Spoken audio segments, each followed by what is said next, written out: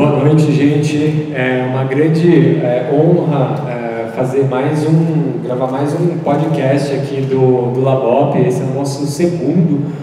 O primeiro foi um podcast foi no ano passado com a Letícia Pinheiro, do IESP, e o Carlos Aurélio Pimenta de Faria, da PUC Minas. E hoje aqui, nesse podcast do Labop, a gente recebe a Laura Weisbich, que é pesquisadora de pós-doutorado na Universidade de Oxford. Para quem não conhece o Labop ainda, o Labop é um projeto, é um programa de extensão aqui da Universidade Federal de São Paulo, do Departamento de Relações Internacionais, e a gente tem uma série de atividades relacionadas a questões de políticas públicas internacionais, cooperação para o desenvolvimento, transferência de políticas públicas. Tem muita coisa bacana que a gente faz por aqui. Vocês podem acompanhar o nosso trabalho, os nossos resultados de pesquisa, os eventos que a gente organiza lá nas mídias sociais do Labop. Então, para quem não segue, não curtiu ainda, por favor, curtam e para dar uma força lá para a gente. Sem mais delongas, eu queria começar esse podcast agradecendo muito a presença aqui da Laura. A gente já se conhece há vários anos. Não vou falar quantos, o tema desse podcast de hoje é uma década estudando, pesquisando a cooperação Sul-Sul, a cooperação para o desenvolvimento. E eu conheço a Laura desde o início dessa trajetória aqui, então já faz um tempo, e a gente tem algumas coisas, algumas publicações em conjunto. Ela fez parte de alguns livros que eu organizei, então é um grande prazer receber a Laura aqui hoje, mais uma vez na Unifesp, no curso de Relações Internacionais. Essa é a terceira vez, né, Laura? Terceira vez que você... Exatamente. Prazer é meu. Sempre. Maravilha, obrigado por estar aqui. Laura, antes de começar, eu queria também tenho aqui alguns presentes para você. Presente é sempre legal, né? São uns livros que também estão disponíveis em formato digital, em PDF, lá no site do Labop. O Labop tem um site no WordPress, que são... um deles se chama Difusão de Políticas e Cooperação para o Desenvolvimento, elementos norteadores para a implementação de projetos de transferência de políticas públicas por meio da cooperação internacional. É um livro bilíngue para pessoas que atuam na prática da cooperação para o desenvolvimento. Você participou desse, a gente fez um evento lá em Brasília, em 2018, com uma série de funcionários da administração pública que estavam trabalhando naquele momento com projetos de cooperação para o desenvolvimento nos vários ministérios, e a gente fez um evento para entender quais que eram os principais desafios que eles tinham, e as oportunidades para transferir políticas públicas por meio de projetos de cooperação internacional. Isso nos vários setores, saúde, educação, assistência social, enfim. O evento aconteceu lá na ENAP, foi muito bacana, e como resultado disso a gente produziu esse livro que eu estou dando de presente aqui para a Laura. A Laura participou do evento também, mas acho que o livro impresso você não tinha ainda, né? Não, só o PDF, mas eu adoro livro com cheiro de livro, páginas. Que ótimo, a gente fica super feliz aqui.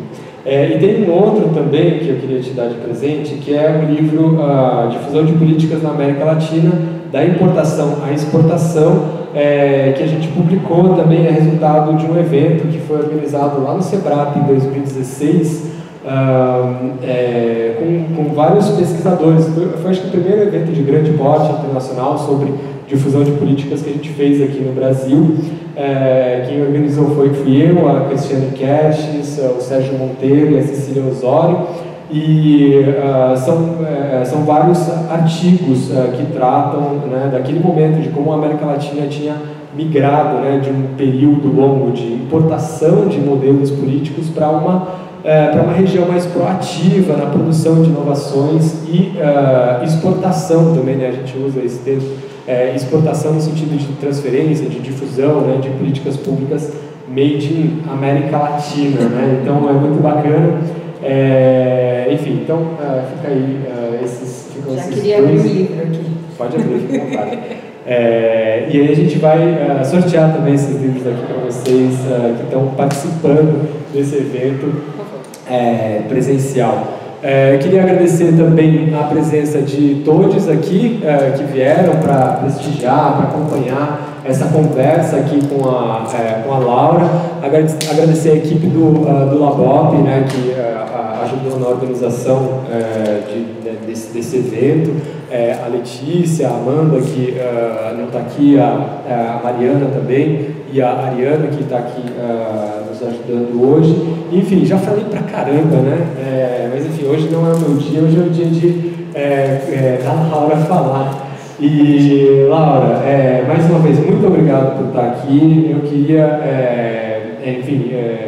queria ouvir um pouquinho de você, né? Eu acompanhei a sua trajetória, é uma trajetória muito bacana, porque você, né, se formou em Relações Internacionais, numa época que ainda tinham poucos cursos de Relações Internacionais no Brasil, em nível de graduação, e você fez uma trajetória muito interessante, né, com uma pesquisa muito bacana, pesquisa de campo no exterior, enfim, e hoje está lá em Oxford. Então eu queria que você conta um pouco para a gente como é que foi isso, né? Como é que você escolheu, essa é uma pergunta que eu sempre faço, né, no começo das disciplinas, e a gente sempre tem respostas diferentes, e é sempre bacana saber por que leva as pessoas a fazer relações internacionais e como é que elas se constroem a trajetória. Então, por favor, se você puder contar um pouco. Quem é Laura? Quem é Laura? Quem era Laura? Bom, o prazer é meu, é sempre uma delícia estar aqui e refletir junto com pessoas que, enfim, fizeram a mesma escolha que eu, talvez uma década ou quiçá 2 décadas depois.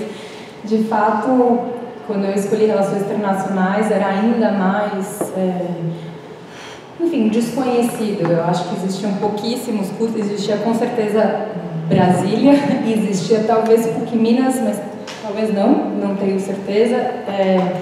Eu fiz Relações Internacionais na PUC São Paulo, e na época, vamos dizer, na época assim, do vestibular, talvez tenha passado com vocês também, eu sempre me considerei uma pessoa das humanas, então eu acho que eu tinha essa preferência, esse viés.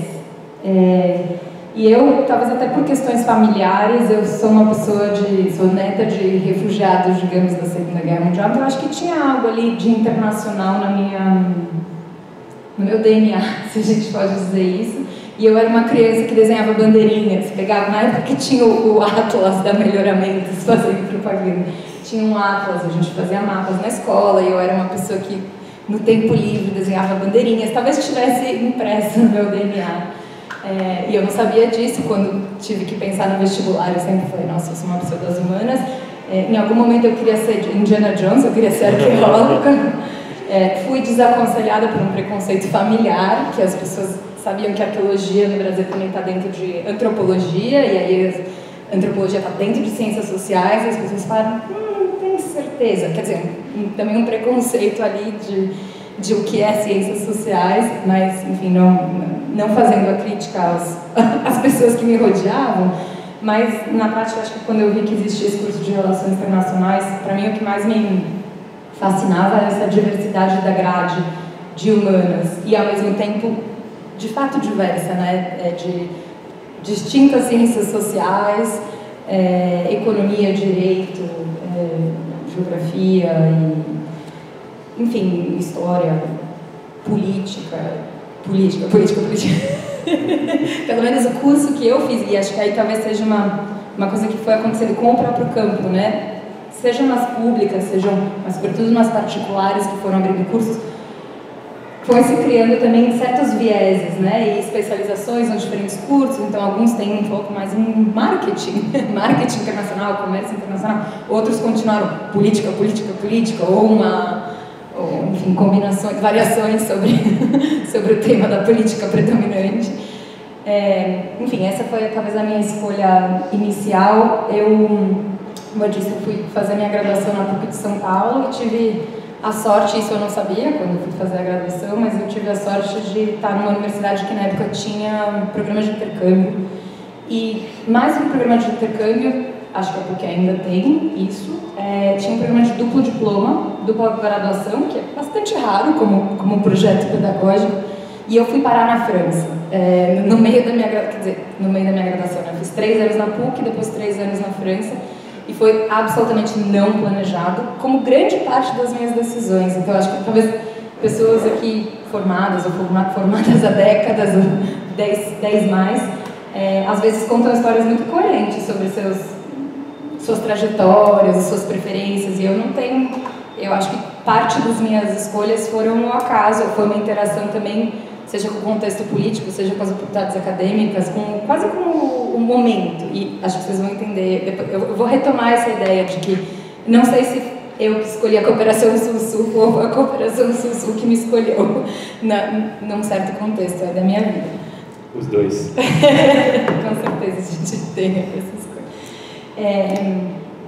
Já puxei o meu filho, mas enfim, não foi muito coisa. Eu falei, então eu fui parar na França e eu fiz, então foi uma graduação sanduíche que me deu um ano de estudos de América Latina na França e depois 2 anos de mestrado. Então foi quase como uns 6 anos eu acabei fazendo uma graduação, foram 3 anos no Brasil, 1 ano de estudos de América Latina na França e 2 anos de mestrado. E aí eu escolhi um mestrado de pesquisa. Na época, o programa na França, que é na Sciences Po, você podia escolher como mestrado, você podia escolher um mestrado profissional e um mestrado acadêmico, stricto sensu, lato sensu, e eu escolhi, aí foi talvez a minha primeira escolha de pesquisa. Se bem que eu já tinha feito iniciação científica na graduação, eu acho que eu já estava com o pé na pesquisa.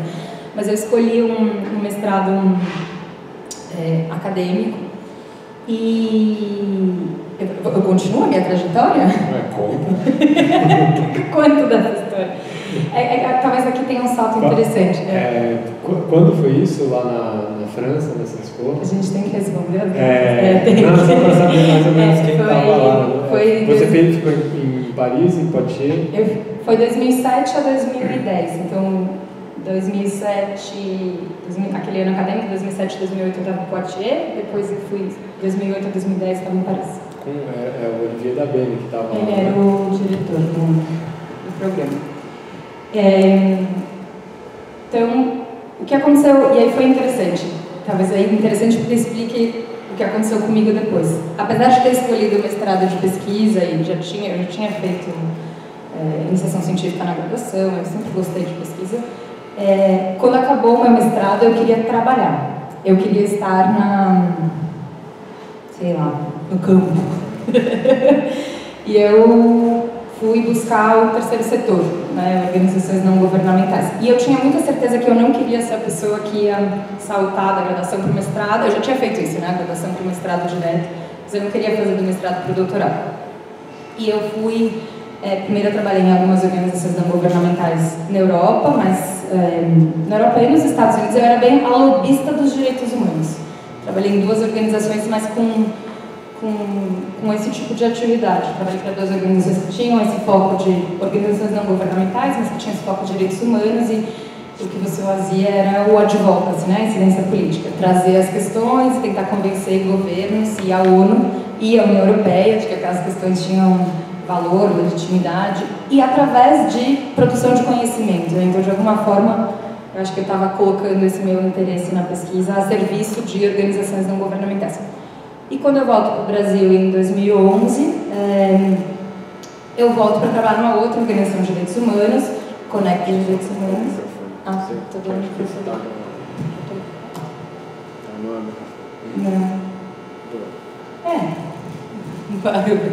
Enfim, volto para trabalhar numa outra organização de direitos humanos brasileira, mas fazendo algo muito parecido, que era trabalhar com pesquisa para ação, e de alguma maneira também a Conecta de Direitos Humanos é uma organização que não tem um tema específico, não sei quantos de vocês conhecem, mas recomendo.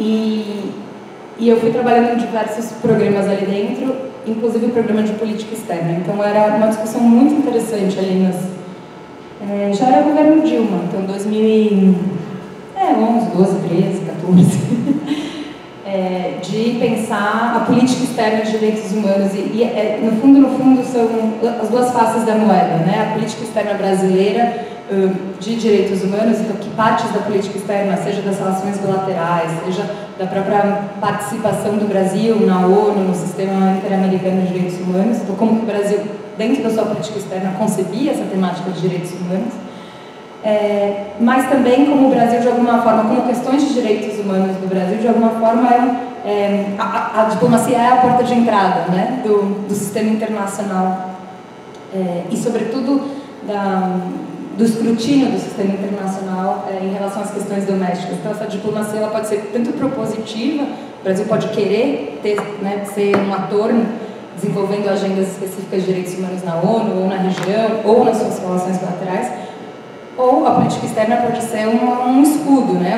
Uma blindagem, ou a primeira porta em que o Estado, que daí é a política externa a serviço do Estado, e na maioria das vezes para proteger o Estado do escrutínio internacional ou para responder eventualmente o Brasil tem casos contra o Estado brasileiro no sistema internacional. Então, é bem vamos dizer, a interface entre direito e diplomacia, né? Direito internacional e diplomacia, que é interessante. Então, essa é uma primeira fase de Laura, né? Que não tem nada a ver com a cooperação sul-sul. Quer dizer, tem um pouco. E conta um pouco pra gente como é que era o dia a dia, né, das suas atividades lá na Conectas, ou quando você estava nas outras organizações, o que você fazia? Acho que era muito compilar informações, vamos dizer, compilar e dar um valor agregado analítico, né? Leitura, em algum caso também, em alguma medida também tinha contato, né, com as vítimas ou as organizações que representavam certos casos que a gente trabalhava, então tem um pouco de entrevista ou desse contato interpessoal, de entender quais que eram os problemas, mas muito disso era produzir textos, sejam textos que iam para que tinham um caráter mesmo de documento que ia servir a apoiar a incidência política, a advocacy, então textos políticos com pontos de ação, sugestões, qual que é o problema, o que é necessário. Então, assim, bem policy, né? Tipo um policy briefing? Tipo um policy briefing. Mas parte desse texto também outros textos também eram de comunicação, era site, né? Que, então, tem no mundo das organizações tem muito essa necessidade da denúncia, e a denúncia pode ser feita de várias maneiras, pode ser feita com forma e conteúdo de denúncia, pode ser feita de uma maneira quase assim, semi-neutra, com um certo tecnicismo, e vai depender muito do seu interlocutor, né? E da identidade da organização. Tem organizações que vão puxar para uma linguagem mais política mesmo, de denúncia, e tem outras que vão puxar para linguagens um pouco mais técnicas. E aí vai depender do perfil, e eu acho que tanto eu quanto colegas que também se formaram em relações internacionais e acabaram por trabalhar em organizações do terceiro setor, vão estar, de alguma forma, colocando essas habilidades, digamos, analíticas e políticas, vão ter que sempre se reinventar, né? E produzir linguagem, a depender do interlocutor, a depender da identidade da organização. Às vezes você é mais duro, às vezes você é mais neutro. Eu acho que não existe neutralidade, né? Mas a linguagem importa muito. Então tem uma parte dessa produção de policy briefs ou de outro tipo de documento que é você conseguir comunicar da maneira que você acha que é mais convincente para o seu interlocutor. Pode ser um diplomata, pode ser um membro do governo. E essas ações tinham impacto? Você conseguia visualizar isso? Questão do impacto. Olha, tem uma parte desse... Eu acho que vai depender muito do caso. Tem uma parte das atividades das organizações não governamentais que é o famoso, tem uma expressão, me perdoem aqui o inglês, mas é o agenda setting. Vocês já devem ter ouvido, todo mundo que estuda política pública alguma hora entra no agenda setting, né? A formação de agenda. A formação de agenda, que é justamente você colocar, você pautar. No jornalismo tem essa outra expressão de comunicação. Então, uma parte do pautar um tema que pode estar totalmente marginalizado, escanteado ou inexistente no debate público, eu acho que já é um ganho de impacto. Vou dar um exemplo. Em algum momento aí dessa minha trajetória de Conectas, eu trabalhei com a questão de Guantánamo.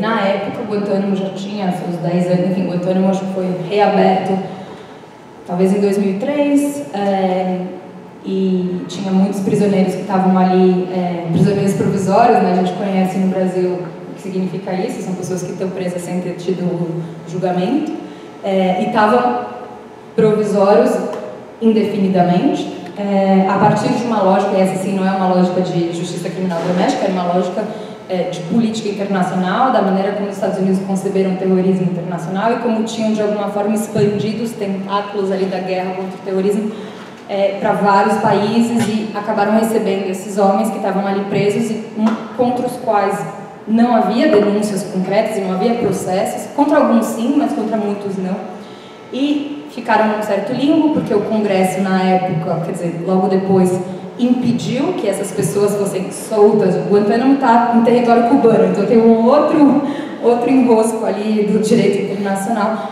O Congresso impediu que essas pessoas fossem soltas nos Estados Unidos. Então, o que no fundo a diplomacia e o Departamento de Estado norte-americano estava a fazer era encontrar uma casa, um outro país que recebesse esses ex-prisioneiros de Guantánamo. E em mais ou menos 2014, o Uruguai recebeu 5 ou 6 pessoas, acho que 5 pessoas, 5 sírios, e na época foi uma decisão do Mujica, e ele fez isso como um gesto humanitário, e na época a gente trabalhava na Conectas para que o Brasil e outros países latino-americanos fizessem o mesmo.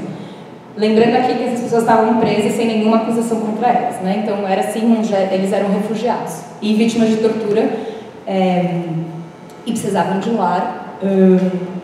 E eu acho que a gente pautou, vou fechar essa história, mas eu acho que isso é um impacto, porque esse assunto era um não assunto e a gente trouxe à tona a questão de Guantánamo, e era uma crítica importante, porque eu acho que talvez assim no senso comum as pessoas falam Guantánamo, nossa, cheio de terrorista, né? Quer dizer, as pessoas nem têm talvez nem tenham clareza do que é a aberração, tanto em termos de direito internacional, enfim, é uma aberração mesmo essa prisão a céu aberto, e a gente não conseguiu, tá? A gente falhou, vamos dizer, a gente talvez tenha conseguido o impacto de agenda, certa informação de agenda de pautar, mas a gente não conseguiu que o governo brasileiro recebesse nenhum refugiado de Guantánamo. Mas foi importante. Na época, eu acho que uma vitória, meio copo cheio, meio copo vazio. Não sei se te responde, mas... Não, com certeza, com certeza. Acho super bacana o exemplo de Guantánamo e essa necessidade, né, de atuação constante, né? O advocacy é um trabalho constante, às vezes você tem vitórias, às vezes não, e uma parte muito significativa do trabalho é essa de formação de agenda, né? Das várias organizações, sempre falo nas disciplinas que a gente tem esse momento da formação de agenda, são muitas organizações, indivíduos, né, organizações públicas, privadas, indivíduos, vários tipos de agentes que estão batendo na porta do Estado, tentando colocar alguma coisa ali, né, que vai depois seguir ou não, né, como uma política pública. Muito legal, mas pode continuar. Não, eu ia fazer a ponte para a tal da cooperação Sul-Sul, né? Porque até agora já faz 10 minutos, a palavra cooperação Sul-Sul não apareceu, as pessoas estão pensando. Como é que você chega? Como é que você chegou ali? O que você faz em relação à cooperação Sul-Sul? Duas coisas aconteceram. Uma parte tem a ver com a própria identidade dessa organização que eu trabalhava, a Conectas, que é uma organização de direitos humanos que se pensa como uma grande organização de direitos humanos do Sul Global, então a agenda do Sul-Sul era muito forte na Conectas, nessa perspectiva de direitos humanos, então isso estava um pouco presente. Em paralelo, isso eu não contei para vocês, enquanto eu estava na Conectas, eu negociei, eu acho que na época eu tinha como se fosse um dia de pesquisadora e eu estava no SEBRAP também. Eu resolvi que, apesar de ter dito que eu queria trabalhar, eu ainda era uma pesquisadora e eu fazia projetinhos no SEBRAP, que é o Centro Brasileiro de Análise e Planejamento, com sede em São Paulo, que é um centro muito interessante, história bastante... A gente está vendo os primeiros centros de pesquisa independentes think tanks, né, do Brasil. E foi lá que a gente se conheceu, na verdade, no Centro Brasileiro de Análise Planejável, para ficar repetindo. E foi no CEBRAP, então, que, ali um pouco como agendas de pesquisa, eu comecei a trabalhar com políticas públicas e de alguma maneira com o compartilhamento de políticas públicas, com a experiência brasileira. Começou com a experiência brasileira, com participação social, conselhos participativos, sobretudo na saúde, mas rapidamente o CEBRAP, enfim, as pessoas do CEBRAP também, que sempre pensaram em desenvolvimento, foram chamadas, e aí eu acredito mesmo que é um fato de contexto, vou enfatizar isso como um argumento, foram chamadas a pensar o papel do Brasil não só como receptor ou como centro de inovação democrática e de soluções de política pública, de solução de desenvolvimento, mas também o papel cada vez mais ativo do Brasil como um exportador, né, de soluções, a política brasileira nesse sistema de políticas públicas transnacionais, políticas públicas globais e cooperação para o desenvolvimento. Então, essas coisas foram acontecendo na primeira década, nos primeiros anos da década de 2010. E elas chegaram a mim, tal como chegaram ao CEBRAP. Então, nesse sentido, era um pouco o tema da moda. Não estou dizendo que todo mundo que estava ali na academia passou a estudar isso, mas muitos de nós, ao menos, foi sensibilizado a esse tema.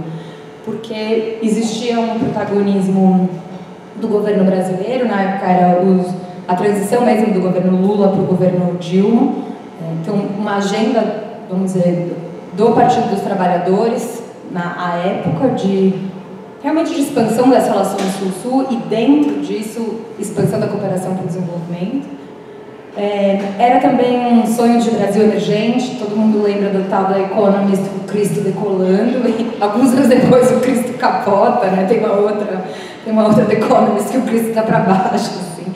E eles adoram fazer umas coisas, depois agora tem o Cristo fazendo uma outra coisa, enfim, eles viram o segredo do sucesso, mas a primeira era o boom, e chamava boom, não sei o que, e o Cristo estava decolando. E foi muito impressionante ver aquilo na capa do The Economist, né? O Brasil com uma grande referência internacional, e todo mundo olhava para o Brasil, e o Brasil também naquele momento um pouco de saída do complexo vira-lata, né? Exato. Então eu acho que nesse sentido eu fui parar na cooperação Sul-Sul um pouco a reboque do ativismo do Estado, né? O próprio governo, e aí era presidência, Itamaraty e os próprios ministérios, e foi bom que o Osbani mencionou o livro aqui, as oficinas feitas em Brasília, porque eu acho que às vezes a gente esquece, não era hiperativismo da presidência ou do Itamaraty, os ministérios também, nas suas diferentes... E temos aqui, né, o próprio Osmani é uma pessoa, e eu também, de alguma forma, segui essa linha de pensamento, de que existe agência, existiu vontade dentro das burocracias, né? Não é só... quer dizer, os indivíduos importam,